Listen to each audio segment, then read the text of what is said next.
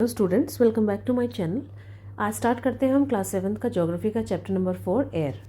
Air के बारे में हम पढ़ते हैं, एयर की क्या कॉम्पोजिशन होती है और एयर हमारे लिए कितनी ज़रूरी है, और एटमॉस्फेयर में हम एयर के पोल्यूशन से क्या मतलब है और एयर का पोल्यूशन हमारे लिए कितना डेंजरस हो सकता है, और एयर को हमें एक सही लेवल पर उसके अंदर जो उसके पॉल्यूटेंट्स हैं वो पॉल्यूटेंट्स कितनी मात्रा में होते हैं, तब वो एयर को और ज़्यादा पोल्यूट कर देते हैं और हमें बहुत ज़्यादा हार्म पहुंचाते हैं। तो ठीक है, एयर से रिलेटेड हमारे जितने भी कॉन्सेप्ट हैं हम इस चैप्टर में पढ़ने की कोशिश करेंगे। तो स्टार्ट करते हैं। और earth is surrounded by a huge blanket of air. तो हमारे अर्थ के चारों ओर एक तरीके का कंबल है, ठीक है, जो हमें दिखता नहीं है, एयर का कंबल है। सारे लिविंग बींग्स जो है इस अर्थ पर वो एटमॉस्फेयर पे ही डिपेंड करते हैं अपने सर्वाइवल के लिए, क्योंकि इस एटमॉस्फेयर में ही हमें वो एयर मिलती है जिसमें हम सांस लेते हैं, और हमें किस चीज़ से बचाती है? सन की हार्मफुल रेज से। अगर ये ब्लैंकेट नहीं होता प्रोटेक्शन का तो क्या होता? हमारे पास जो सन की रेज हैं बिल्कुल डायरेक्ट पड़ती और इतनी गर्म हमको लगती कि वो हमें एक तरीके से सिका देती, जिंदा ही सिक जाते हम, ठीक है, सन की हीट में। दिन में और रात के टाइम पे ऐसा लगता कि एटमॉस्फेयर इतनी ज़्यादा एयर ठंडक हमको लगती कि हम रात को ही जम जाते, ठीक है। तो लेकिन जो एयर का जो ये मास हमारे चारों ओर है, जो उसका ब्लैंकेट है, इससे क्या है कि हमारा जो अर्थ का टेम्परेचर जीने लायक बनता है, लिवेबल बनता है, ठीक है। तो एटमॉस्फेयर की कॉम्पोजिशन अब आप देखिए, एटमॉस्फेयर में होता क्या क्या है। क्या आप ये जानते हैं कि जो कि हम एयर लेते हैं ब्रीथ करते हुए, एक्चुअली वो गैसेस का मिक्सचर है। नाइट्रोजन और ऑक्सीजन दो गैसेस हैं जो इस एटमॉस्फेयर में बल्क में पाई जाती है, यानी ज़्यादा मात्रा में पाई जाती है। Carbon dioxide, helium, ozone, argon and hydrogen ये लेसर क्वांटिटीज़ में पाई जाती हैं, ठीक है। और इसके अलावा कुछ टाइनी डस्ट पार्टिकल्स भी हैं जो कि एयर में प्रेजेंट होते हैं। तो ये जो पाई चार्ट यहाँ पर है ये आपको परसेंटेज बताता है एयर के कॉन्स्टिट्यूएंट कौन कौन से होते हैं। नाइट्रोजन सबसे ज़्यादा प्लेंटीफुल है, यानी कि सबसे ज़्यादा पाई जाती है पूरे एटमॉस्फेयर में, देखिए एयर में, ठीक है। तो अगर जब हम इनहेल करते हैं तो हम कुछ नाइट्रोजन भी अपने लंग्स में लेते हैं और उसे बाहर निकालते हैं, एक्सेल कर देते हैं। लेकिन प्लांट्स को नाइट्रोजन की ज़रूरत पड़ती है अपने सर्वाइवल के लिए, जीने के लिए। तो वो क्या करते हैं, वो नाइट्रोजन को डायरेक्टली एयर से ऐसे ब्रीद इन नहीं कर सकते जैसे हम लोग करते हैं ना, वो नहीं कर सकते। बैक्टीरिया जो कि सॉइल के अंदर रहते हैं, और कुछ प्लांट्स के रूट्स में भी कुछ बैक्टीरिया ऐसे रहते हैं जो वो क्या करते हैं, वो एयर से लेते हैं नाइट्रोजन और वो उसको इस तरीके के फॉर्म में चेंज कर देते हैं कि प्लांट अब उसे उस फॉर्म में यूज़ कर पाते हैं, ठीक है। रूट्स के थ्रू वो प्लांट के अंदर चले जाते हैं। तो इसको हम क्या बोलते हैं? नाइट्रोजन फिक्सिंग बोलते हैं। तो नाइट्रोजन फिक्सिंग के बारे में डिटेल में आप अगली क्लासेस में पढ़ेंगे। फिलहाल यहाँ इस पाई चार्ट को समझ लेते हैं। सबसे ज़्यादा जो एयर का जो कंट्रीब्यूशन किस गैस का है? नाइट्रोजन का। ऑक्सीजन है 21%, और ये जो येलो दिख रहा है आपको ये आर्गन है 0.93%, और कार्बन डाइऑक्साइड ये है 0.03%, एंड ऑल अदर्स यानी कि बाकी जितनी भी गैसेज हैं वो ये इसमें रेड में नज़र आ रही है 0.04%, ठीक है। तो सबसे ज़्यादा प्लेंटीफुल कौन सी है? नाइट्रोजन है। ऑक्सीजन क्या होती है? वो सेकंड मोस्ट प्लेंटीफुल है जो हमने यहाँ देखी, 21% पाई जाती है। ह्यूमंस और एनिमल्स वो ऑक्सीजन एयर से लेते हैं जैसे ही वो ब्रीथ करते हैं। ग्रीन प्लांट्स क्या करते हैं? वो ऑक्सीजन को प्रोड्यूस करते हैं फोटोसिंथेसिस प्रोसेस के दौरान। इस तरीके से ऑक्सीजन का जो कंटेंट है एयर में वो उतना का उतना ही रहता है, यानी कि जितनी ऑक्सीजन हमने ली उतनी ही ग्रीन प्लांट्स ने क्या की, बाहर निकाल दी। तो वो बैलेंस बना रहता है, ऑक्सीजन कम नहीं पड़ती। और अगर लेकिन हम ट्रीज़ को काट देंगे तो ये बैलेंस क्या होता है? डिस्टर्ब हो जाता है। फिर वो उतनी ऑक्सीजन रिलीज़ नहीं कर पाते जितनी हम लोगों ने ब्रीथ करके ली है अपने अंदर।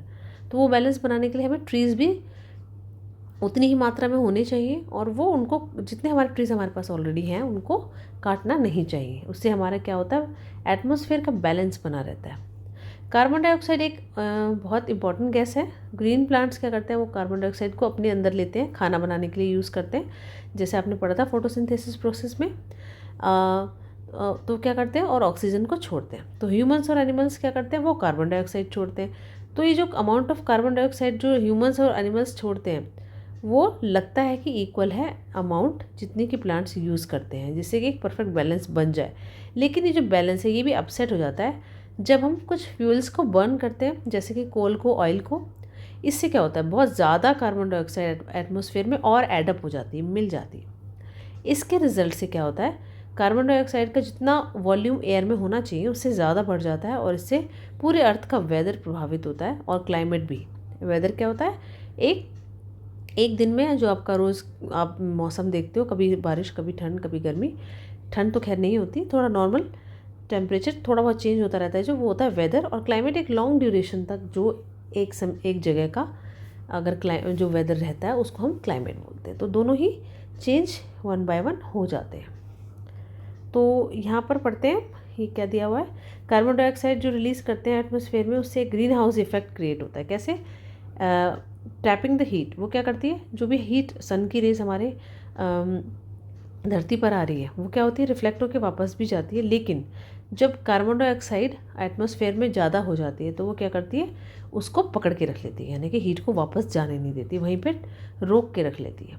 तो इससे क्या होता है, ये ग्रीन हाउस गैस बन जाती है, यानी कि इसके बिना earth would have been too cold, यानी कि अगर ये इस तरह का इफ़ेक्ट नहीं कार्बन डाइऑक्साइड क्रिएट करती, यानी कि उस हीट को पूरी को वापस जाने देती, ट्रैप करके नहीं रखती, तो क्या होता, वो हमारा अर्थ बहुत ठंडी हो जाती है और हम रह नहीं पाते।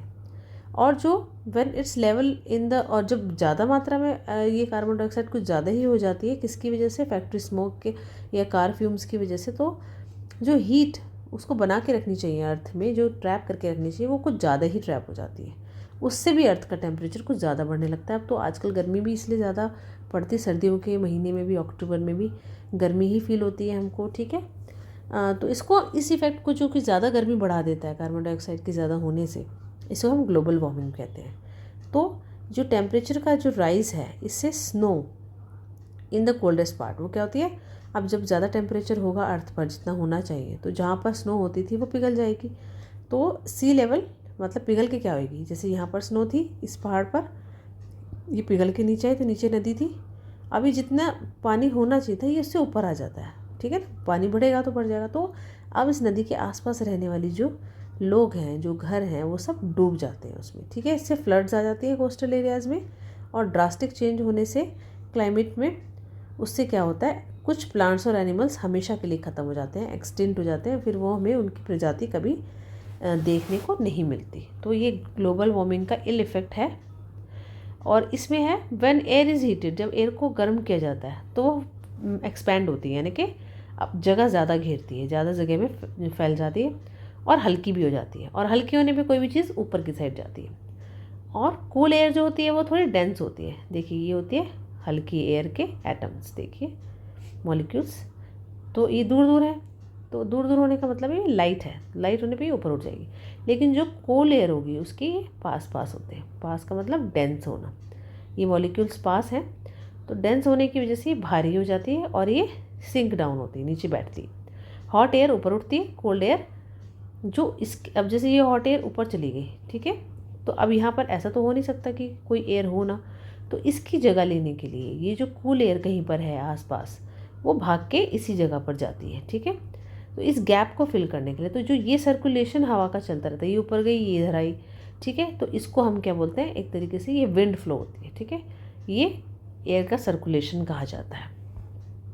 नाउ स्ट्रक्चर क्या होता है हमारा एटमॉस्फेयर का, हमारा एटमॉस्फेयर 5 लेयर्स में डिवाइड किया जाता है, ट्रोपोस्फेयर, स्ट्रेटोस्फेयर, मीजोस्फेयर, थर्मोस्फेयर और एक्सोस्फेयर। अब है ट्रोपोस्फेयर, सबसे पहले है ये हमारा ट्रोपोस्फेयर। ट्रोपोस्फेयर में क्या है, ये बहुत इंपॉर्टेंट लेयर है एटमॉस्फेयर की, इसकी हाइट 13 किलोमीटर के आसपास की है, मतलब अगर हम अपने अर्थ की ज़मीन से देखें तो 13 किलोमीटर के ऊपर तक हमें ट्रोपोस्फेयर मिलेगा। जो एयर हम जिसमें सांस लेते हैं वो यहीं पर पाई जाती है, ठीक है, इससे ऊपर नहीं है। तो सारी जो वेदर के फिनोमिना, यानी बारिश भी होगी तो यहीं होगी, ठीक है, और फॉग होगा तो भी यहीं होगा, हेल स्टॉर्म, ये सब इसी लेयर में होते हैं। नेक्स्ट आता है ये stratosphere, this is very wide. अब इसके बाद ये कहाँ तक फैला होता है, 15 किलोमीटर तक ये था, उसके बाद 50 किलोमीटर तक ये फैला होता है, यानी कितना ज़्यादा हो गया उससे। तो ये लेयर लगभग, क्लाउड्स नहीं बनते यहाँ पर, क्योंकि यहाँ पर जब रेनिंग की जो भी सारे फिनोमेना नहीं होते तो क्लाउड से ही तो रेन होती है ना, तो यानी यहाँ पे क्लाउड्स नहीं बनते, क्योंकि वेदर फिनोमेना से एसोसिएटेड है। वेदर फिनोमेना सारे कहाँ होते हैं, ट्रोपोस्फेयर में होते हैं। तो ये आइडियल है यहाँ पर कि यहाँ पर एरोप्लेन उड़ाए जाए। तो एरोप्लेन उड़ाने के लिए बीच में कुछ प्रॉब्लम नहीं आएगी, कोई वेदर फिनोमिना नहीं टकराएगा। तो क्या होगा उससे, इंपॉर्टेंट फीचर स्ट्रेटोस्फेयर का क्या है कि इसमें ओजोन गैस पाई जाती है। ओजोन गैस किस में पाई जाती है, स्ट्रेटोस्फेयर में। तो अभी हमने पढ़ा कि ओजोन क्या करती है कि हमको सन रेज के हार्मफुल इफेक्ट से बचाती है ओजोन भी, ठीक है। मीजोस्फेयर, मीजोस्फेयर ऊपर का है इससे, तो इस ये थर्ड लेयर है, ये 50 किलोमीटर से यहाँ 80 किलोमीटर तक फैली होती है, ठीक है। तो यानी कि 30 किलोमीटर का इसका एरिया है जो वहाँ तक फैली होती है। मीटेरॉइड्स बर्न अप, जो हमारे यूनिवर्स में कुछ मीटेराइट्स होते हैं वो जल जाते हैं, वो इसी लेयर में आके जल जाते हैं जब हमसे वो टकराने वाले होते हैं। कई बार कहते हैं ना अर्थ से ही टकराने वाला मीटियोर, तो जब वो टकराने के लिए वो इसी लेयर पे आके जल जाता है, ठीक है। तो यानी कि हमारे पास तक एंटर नहीं कर पाता, और इससे क्या होता है, on entering from the space, इससे हम लोगों को कोई नुकसान नहीं भी होता। थर्मोस्फेयर, अब अगला है thermosphere.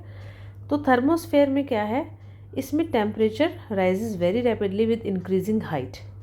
लोनोस्फेयर is a part of this layer and extend between 80 से 400, ये तो कुछ ज़्यादा ही एक्सपेंड हुआ है, 80 से 400 तक फैला हुआ होता है। और इससे क्या होता है, रेडियो ट्रांसमिशन इस लेयर में होना बहुत आसान होता है।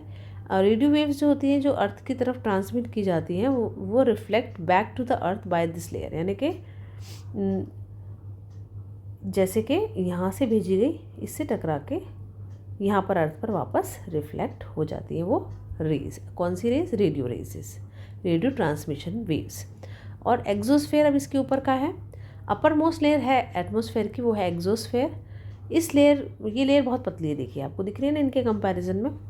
तो लाइट गैसेस जैसे कि हीलियम, हाइड्रोजन, ये सब इसी लेयर में तैरती रहती हैं into the space from here, जो स्पेस से होती, स्पेस के अंदर होती है हीलियम, हाइड्रोजन, जितनी भी स्पेस में होती है वो सब इसी लेयर में तैरती रहती है, ठीक है। तो आपको सारी लेयर्स समझ में आ गई होंगी। इंपॉर्टेंट लेयर्स कौन सी है हमारे लिए, ये सारी ही हैं वैसे तो, लेकिन हमारे सारे वेदर, इनसे रिलेटेड जो भी फैक्ट्स मैंने आपको बताया वो आपको याद रखने हैं, ठीक है, कि किस लेयर में कौन सी चीज़ें होती हैं या कौन सी एक्टिविटीज़ ऐसी हैं जो किस लेयर में वो करना ज़्यादा आसान होता है। तो आपको इस तरह के क्वेश्चंस पूछे जा सकते हैं, तो you should be very careful while reading all these topics. Now comes weather and climate. मैंने आपको पहले ही थोड़ा बहुत आइडिया दे दिया कि वेदर और क्लाइमेट में क्या फ़र्क है। तो जैसे कि हम बोलते हैं कि आज बारिश होने वाली है, आज थोड़ा सनी मौसम है, धूप है बहुत ज़्यादा, तो कितनी बार हमने ये सुना है कि एंक्शस क्रिकेट फैंस ही सोचते हैं कि आज ऐसा ना हो कि बारिश हो जाए क्रिकेट मैच में। तो अगर हम ऐसा इमेजिन करते हैं कि body to be a radio, हमारी बॉडी एक रेडियो है और इस जो माइंड है वो स्पीकर है, तो वेदर क्या है, that fiddles with its control norms, जो कि इसके कंट्रोल के नॉर्म्स को के साथ चेंज होता रहता है। मतलब कि वेदर क्या है, आर टू आर चेंज होता रहता है। डे टू डे कंडीशन जो होती है एटमॉस्फेयर में, जैसे कभी बारिश हो गई, कभी धूप आ गई, कभी, तो इस तरह की जो day to day conditions change होती रहती हैं एटमॉस्फेयर में, वो वेदर कहलाती है। हॉट एंड ह्यूमिड वेयर में किसी को इरिटेबल बना सकता है, और एक प्लीजेंट ब्रीजी वेदर कभी हो तो हम बहुत खुश हो जाते हैं और प्लान कर लेते हैं चलिए आउटिंग पर चलते हैं। तो वेदर क्या करता है, ड्रामेटिकली चेंज होता रहता है डे टू डे। और जो एवरेज वेदर कंडीशन है, जैसे कि एक लॉन्ग टाइम तक अगर हम वेदर कंडीशंस को नोट करें और उसका एवरेज निकालें कि मोस्ट ऑफ द टाइम क्या रहता है, ठीक है, तो वो उस जगह का क्लाइमेट कहलाता है। तो क्लाइमेट एक थोड़ा सा वाइड फिनोमिना है, थोड़ा सा एक्सपेंड है, मतलब थोड़े लॉन्ग टाइम तक उसको लॉन्गर पीरियड तक देखा जाता है। तो अब आपको इन दोनों का डिफरेंस पता चल गया हो कि वेदर क्या होता है, डे टू डे फिनोमिना जो होता है एटमॉस्फेयर में जो चेंज होता रहता है वो वेदर होता है। और एक लॉन्ग टाइम तक अगर हम सब रोज़ के वेदर को नोट करें और उसका एक आउटकम निकालें, एवरेज निकाल कर कि मोस्ट ऑफ द टाइम किस टाइप का वेदर रहता है, तो जो मोस्ट ऑफ द टाइम रहता है, सबसे ज़्यादा रहता है, वो उस जगह का क्लाइमेट कहलाया जाता है। अब है टेम्परेचर। टेम्परेचर जो हम हर रोज़ फील करते हैं एटमॉस्फेयर में, जो हॉटनेस की डिग्री और कोल्डनेस की डिग्री है, यानी कि कितना गर्म है कितना ठंडा है, ये है उस चीज़ का टेम्परेचर। तो टेम्परेचर एटमॉस्फेयर का वो सिर्फ डे और नाइट में चेंज नहीं होता है, बल्कि सीज़न टू सीज़न भी। जैसे कभी गर्मी के मौसम में गर्मी बहुत ज़्यादा लगती है, लेकिन सर्दी के मौसम में जब धूप आती है तब उतनी ज़्यादा गर्मी नहीं लगती, ठीक है। तो समर्स जो होती हैं वो ज़्यादा गर्म होती है विंटर से। और एक इम्पॉर्टेंट फैक्टर भी है जो कि टेम्परेचर को अफेक्ट करता है वो है इंसोलेशन। इंसोलेशन का मतलब क्या है कि सोलर एनर्जी कितनी आ रही है जो अर्थ रिसीव कर रहा है, ठीक है। तो अमाउंट ऑफ इंसोलेशन वो धीरे धीरे डिक्रीज़ होता रहता है इक्वेटर से पोल्स की तरफ। जिस तरीके से ये अर्थ है, हमने पहले 6th क्लास में पढ़ा था, और ये सन है, इसकी रेज यहाँ पर ज़्यादा स्ट्रेट पड़ती हैं लेकिन पोल्स पे थोड़ी टेढ़ी पड़ती है, तो यहाँ पर इंसोलेशन यानी सन रेज कम पड़ती है। इस जगह भी कम पड़ती है, टेढ़ी पड़ती है। तो जहाँ पर सन रेज डायरेक्ट पड़ती है तो वहाँ इंसोलेशन ज़्यादा होता है, तो वहाँ का टेम्परेचर भी ज़्यादा होता है। तो यहाँ पर कुछ इंस्ट्रूमेंट्स के नाम दिए। थर्मोमीटर टेम्परेचर बॉडी का मेज़र करता है। बैरोमीटर वो एटमॉस्फेयर का प्रेशर वो करता है मेज़र। और रेन गॉज क्या होता है, वो कितनी रेनफॉल हुई है, कितने सेंटीमीटर, मिलीमीटर में हम बोलते हैं ना, तो उसको मेज़र करता है। और विंड वेन क्या होता है, ये विंड की क्या डायरेक्शन होगी, मतलब किस साइड हवा बह रही है, वो आपको बताता है, ठीक है।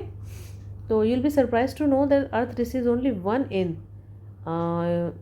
अभी जितना भी आप इसको कैलकुलेट कर लेना, सन की एनर्जी का सिर्फ इतना पार्ट ही, 1 पार्ट ही रिसीव करती है, यानी कि बहुत कम पार्ट रिसीव करती है। सन की एनर्जी बहुत ज़्यादा है। टेम्परेचर इसी तरीके से डिक्रीज़ भी होता रहता है, ठीक है। अब आप समझ गए होंगे कि पोल्स स्नो से कवर्ड क्यों होते हैं, क्योंकि वहाँ इंसुलेशन जाती ही नहीं है। अर्थ का जो टेम्परेचर है वो बहुत ज़्यादा बढ़ जाता है। It would become too warm for some crops to grow. हो सकता है कि वहाँ पर कई बार सन की रेज ज़्यादा पड़ती है तो इतना गर्म हो जाता है कि कुछ क्रॉप्स वहाँ गर्मी में उगी नहीं सकती। और कुछ सिटीज़ में टेम्परेचर विलेजेस से ज़्यादा हाई होता है। तो the concrete and metals in building and the asphalt of the road gate heated up, ठीक है। तो जो भी हम बिल्डिंग्स बनाने में जो मटेरियल यूज़ करते हैं, मेटल यूज़ करते हैं, वो गर्म हो जाता है। तो जो हीट होती है इज़ रिलीज्ड, वो बाहर निकलती है नाइट के टाइम पर। और साथ ही साथ क्राउडेड हाई राइज बिल्डिंग्स जो सिटीज़ की होती हैं, वो क्या करती है, वार्म एयर जो अंदर आ गई उसे वहीं ट्रैप कर लेती, बाहर नहीं जाने देती।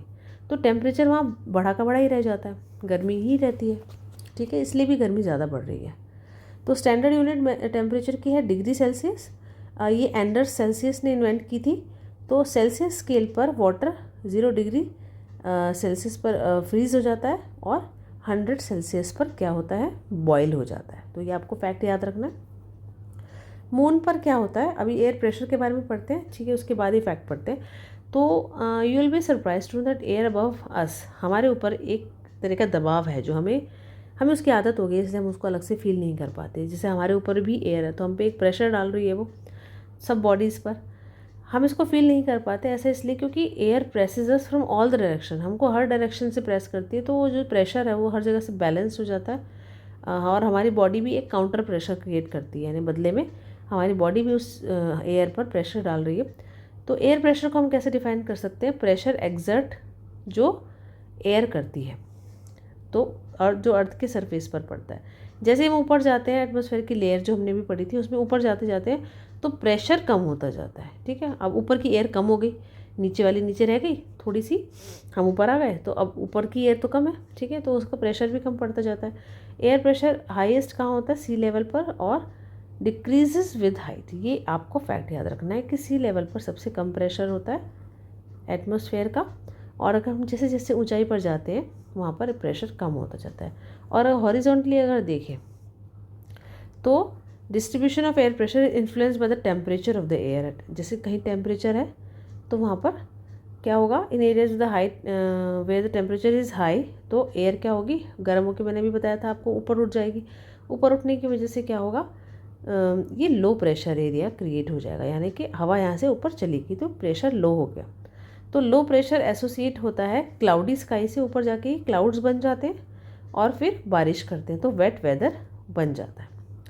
ऐसे एरिया जहाँ पर थोड़ा टेम्परेचर कम होता है यानी ठंडक होती है तो वहाँ हवा कोल्ड होती है, और इसलिए कोल्ड होने की वजह से मैंने आपको बताया था सिंक इन होती है, सिंक डाउन, ठीक है, हैवी होती है, और हाई प्रेशर एरिया क्रिएट करती है, प्रेशर हाई है हवा का, तो इससे क्लियर एंड सनी स्काई, क्योंकि यहाँ पे क्लाउड्स बनेंगे नहीं, रेन्स होगी नहीं, तो यहाँ पर नॉर्मली सनी यानी सन उगेगा, यानी नॉर्मल वेदर रहेगा।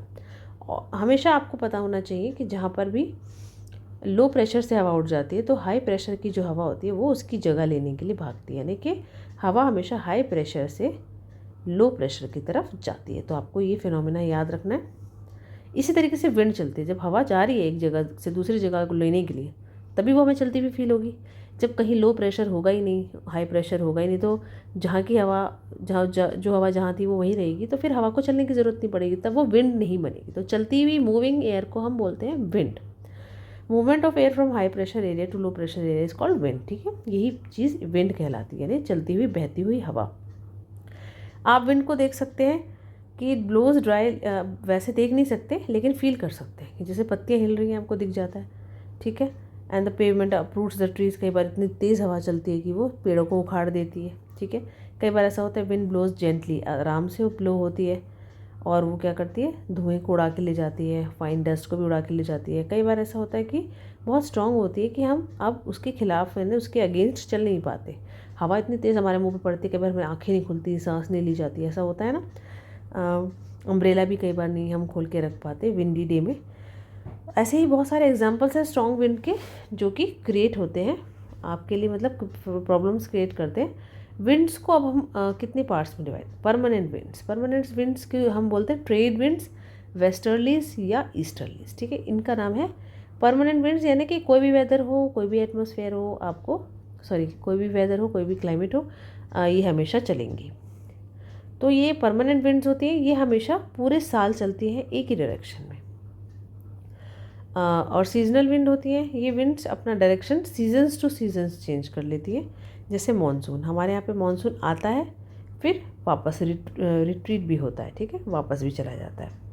लोकल विंड्स क्या होती है, एक particular period of day an year और स्मॉल एरिया में ही ये बहती है, हमेशा हर जगह नहीं बहती, और हर वक्त नहीं बहती। जैसे कि लैंड और सी ब्रीज, आपको याद होगा हॉट और dry local wind of northern plains of India, ये जैसे कि लू चलती है वो गर्मियों में ही चलती है। ठीक है, वो हर वक्त नहीं चलती है और हर जगह नहीं चलती, तो that is called local wind, जो एक लोकल जगह पर ही बहती है। ठीक है, तो ये सारी प्रेशर बेल्ट्स हैं, इसके बारे में डिटेल में आप आगे की क्लासेस में पढ़ेंगे। जिसके आगे ट्रेड विंड्स हैं वो परमानेंट हैं, पूरे साल चलती है, वेस्टर्लीज भी, ईस्टर्लीज भी। ठीक है, तो ये प्रेशर बेल्ट क्रिएट करती है, यानी कि एक ऐसा एरिया जहाँ पर प्रेशर किसी पर्टिकुलर टाइप का रहता है। तो ये विंड सिस्टम है, आपको ये पूरे अर्थ पे रहता है। नाउ द साइक्लोन, साइक्लोन भी इस तरीके का, वो विंड का ही प्रेशर से ही हुआ है। ठीक है, अब हम पढ़ते हैं मॉइस्चर के बारे में। जब वाटर इवेपोरेट हो जाता है किस लैंड पर, यानी भाप बन के उड़ गया, तो वाटर बॉडीज़ में से तो वाटर वेपर बन जाता है। फिर मॉइस्चर हवा के अंदर in the air at any time is called humidity, यानी कि हवा में कई बार हमें चिपचिपापन फील होता है ना अपनी स्किन पर, हमें बहुत चिपचिप सी स्किन फील होती है। गर्मी तो एक अलग चीज़ है, लेकिन चिपचिपापन जब हमें अपनी स्किन पर फील होने लग जाता है, इट मीन्स पानी में भी हवा है, हवा में भी पानी है। इसका मतलब ये कि हमें उसके अंदर ह्यूमिडिटी है, यानी कि नमी है।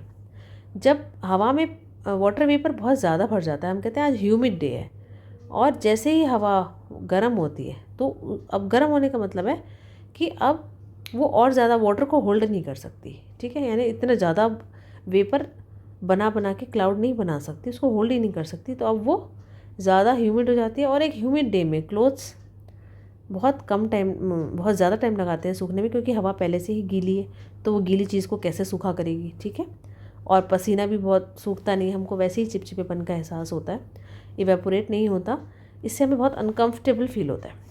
जब वाटर वेपर बढ़ जाता है, फिर वो ठंडा होना शुरू हो जाता है। ठंडा होने का मतलब water vapour condenses causing formation of droplets. अब वो ठंडा होने के बाद पानी बन जाता है वापस से। ठीक है, पानी बनने का मतलब है कि वो ड्रॉपलेट्स के रूप में नीचे गिरता है, दैट इज़ कॉल्ड रेन। जैसे रेन होती है, जब ये droplets of water become too heavy, इतने ज़्यादा वो हैवी हो जाते हैं कि ऊपर नहीं रह पाते। कोई चीज़ हैवी होती है तो नीचे गिर जाती है ना, उसे होल्ड नहीं रख पाते। तो इस तरीके से जब पानी के ड्रॉपलेट्स हैवी हो जाते हैं तो वो हवा में फ्लोट नहीं कर सकते, फिर वो नीचे आ जाते हैं प्रेसिपिटेशन के रूप में। प्रेसिपिटेशन का मतलब रेनफॉल ही होता है। जेट प्लेन्स जो कि स्काई में फ्लाई करते हैं, वो एक वाइट रेल छोड़ जाते हैं, मतलब एक आपको पीछे एक धुआं सा नज़र आता है ना उनके। तो ये जो मॉइस्चर है इनके इंजन से निकलता है, वो कंडेंस होता है।